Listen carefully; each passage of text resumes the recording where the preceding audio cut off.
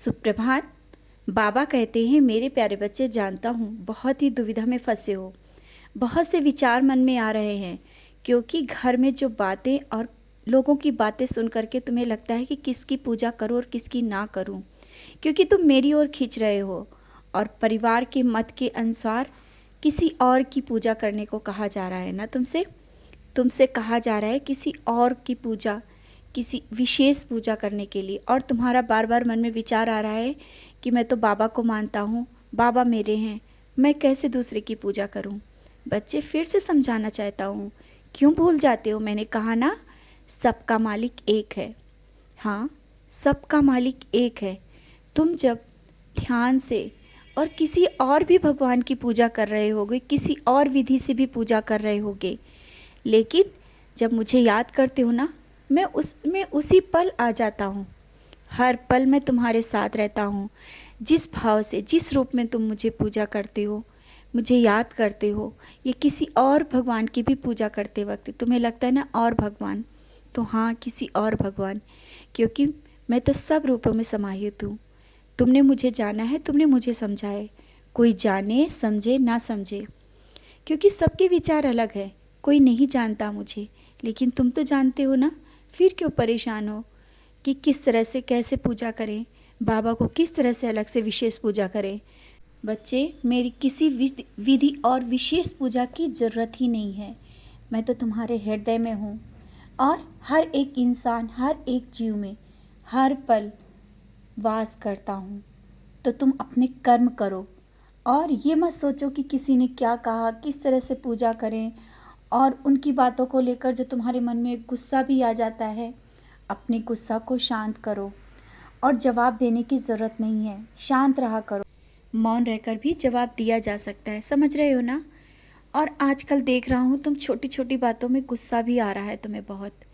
भले ही कोई सही बात कहे, लेकिन तुम चिड़चिड़ा जा रहे हो, गुस्सा जा रहे हो, और फिर बाद में सोचते हो क्यों इस बात पे नाराज़ हुए, क्यों इस बात को इतना ज़्यादा गुस्सा आ रहा है हमें। जानता हूँ परेशानियाँ हैं तुम्हारे पास, यही एक कारण है। शायद ये तुम नहीं समझ पा रहे हो। जिस परेशानी से तुम निकलना चाहते हो ना, निकल आओगे, लेकिन इस तरह से जल्दबाजी से, गुस्से में और सबकी बातों को चिड़चिड़ा करके, गुस्सा करके तुम नहीं निकल सकते ना। इसीलिए तो कहता हूँ, शांति से मेरे पास बैठो। और जब ज़्यादा ही गुस्सा आया करे, जब मन ज़्यादा ही बेचैन हो ना, तो सचरित पकड़ लिया करो, उदी लगा लिया करो। ज़्यादा किसी के पास बैठकर बातें करने से कोई रास्ता नहीं निकलेगा, समझ गए। जब मन बेचैन हो, कोई रास्ता ना दिखे ना, तो सचरित पढ़ो। सचरित का आज का जो अध्याय पढ़ोगे ना, उसमें तुम्हारे जो प्रश्न चल रहे हैं ना और परेशानियों का हल मिल जाएगा। समय नहीं है, कोई बात नहीं, ऐसे ही बैठ जाना। और जब मन शांत होगा, जो मन में विचार आए वही मेरा उत्तर होगा और सही रास्ता होगा। और हाँ, जानता हूँ तुम मेरे पास बहुत देर तक बैठना चाहते हो, मेरे पास ज़्यादा समय बिताना चाहते हो, मुझे संवारना भी चाहते हो, सजाना भी चाहते हो, मेरे लिए विशेष पूजा करना चाहते हो, लेकिन समय का अभाव है। इस कारण तुम लोगों पर भी गुस्सा उठा देते हो, गुस्सा कर हो जाते हो। बच्चे, ऐसी गुस्सा आवश्यक नहीं। अपने मन को शांत रखो और समय भी मिलेगा। इससे पहले कि समय निकालो, कर्म तुम्हें करना होगा। कर्म ही सबसे बड़ी पूजा है। तुम लोगों की सेवा करते हो, अपने परिवार में बड़े बुजुर्गों का मान सम्मान करते हो, ये भी तो मेरी पूजा है। यही मेरी पूजा है। आवश्यक नहीं कि उन कामों को छोड़ करके तुम मेरे पास बैठ जाओ और समाज की बातों को भी सुनना पड़ेगा तुम्हें। ऐसा मत करना कभी भी।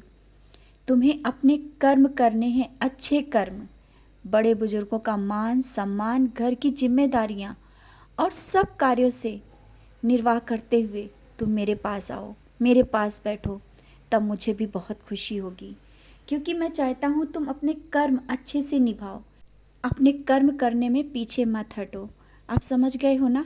मेरी पूजा आवश्यक नहीं कि देर तक करो, विशेष पूजा करो, सिर्फ तुम अपने कर्म कर रहे हो ना, यही मेरी पूजा है। मैं बहुत खुश हूँ तुम्हारी इस पूजा से, और जल्दी ही सब कुछ इसी पूजा से मिल जाएगा। तुम्हारे हर कार्य सुचारू रूप से सुव्यवस्थित होंगे, कर्म अच्छे होंगे, सब काम बनेंगे, मैं नहीं चाहता हूँ कि तुम अपने कामों को और जिम्मेदारियों को छोड़कर तुम मेरे पास आओ, मेरी पूजा करो। बस जिस तरह से चल रहे हो ना, ऐसे ही चलो। समझ गए हो ना? अब निराश मत हो और परेशान मत हो, ज़्यादा सोचो नहीं, ना ही दुविधा में पड़ो।